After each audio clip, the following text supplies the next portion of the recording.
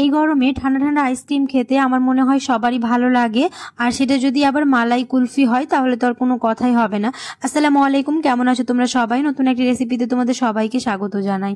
আজ তোমাদের সাথে শেয়ার করব খুবই সিম্পল পদ্ধতিতে মালাই কুলফি রেসিপি, যেটা আমার মনে হয় ছোট থেকে বড় সবাই খুবই পছন্দ করবে। আর মাত্র কয়েকটি উপকরণ দিয়ে যে কেউ বানিয়ে ফেলতে পারবে আমার আজকের ভিডিও দেখে। এটা এতটাই খেতে ভালো হয় যে আমার মনে হয় একবার খেলে আরো বারবার খেতে ইচ্ছে করবে এই মালাই কুলফি। দেখে নাও তাহলে আজকের রেসিপি। ভিডিও শুরু করার আগে একটাই রিকোয়েস্ট, চ্যানেলটিকে যদি সাবস্ক্রাইব না করে থাকো তাহলে সাবস্ক্রাইব করে দিও। আর ফেসবুক থেকে দেখলে পেজটাকে ফলো করতে ভুলো না।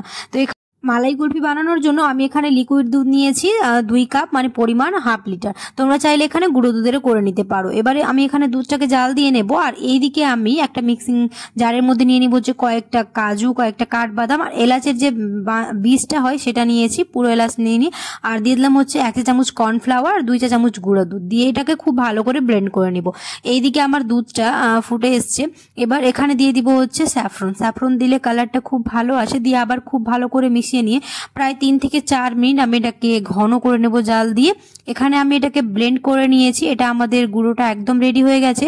দুধটা যখন খুব ভালো করে 3 থেকে 4 মিনিট ফুটে আসবে তখন ওর মধ্যে অ্যাড করে দেবো হচ্ছে চিনি। আমি এখানে 60 গ্রাম চিনি নিয়েছি, তবে তোমরা এখানে নিজেদের স্বাদ অনুযায়ী চিনি নিয়ে নেবে। চিনিগুলো দেওয়ার পর আমি খুব ভালো করে আবার মিশিয়ে নিয়ে 2 মিনিটের মতো ফুটিয়ে নিয়েছি।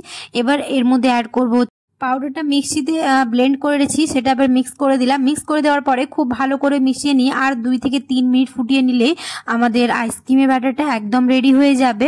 গ্যাসের ফ্লেমটাকে মিডিয়াম টু লো মাঝামাঝি করে এরকম আমাদের অনবরত নেড়ে চেড়ে যেতে হবে, না হলে কড়াইয়ে লেগে যাবে।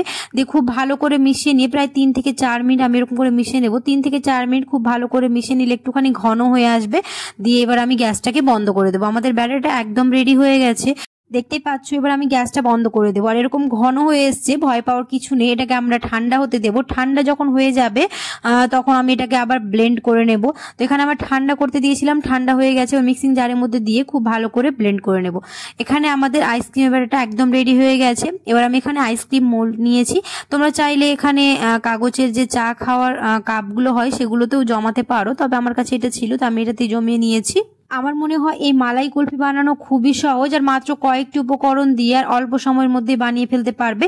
এবার আমি আইসক্রিম মোল্ডের মধ্যে আইসক্রিমের ব্যাটারটা দিয়ে দেবো। দিয়ে দেওয়ার পরে এবার আমি এটাকে জমতে দিয়ে দেবো 6 থেকে 7 ঘন্টার জন্য। তবে আমি এখানে ওভারনাইট রেখেছিলাম, তাহলে আইসক্রিমটা খুব ভালোভাবে জমে যাবে। তো এখানে আমার সবগুলো দেওয়ার পরে একটুখানি বেঁচে গিয়েছিল, তাই আমি একটা কাপে দিয়েছি। দিয়ে এবার অ্যালুমিনিয়াম ফয়েল দিয়ে খুব ভালো করে মুখটাকে মুড়িয়ে নেব। দিয়ে একটা চাকু নিয়ে আমি যেহেতু স্টিক দিব তার জন্য একটুখানি ফুটা করে দেবো।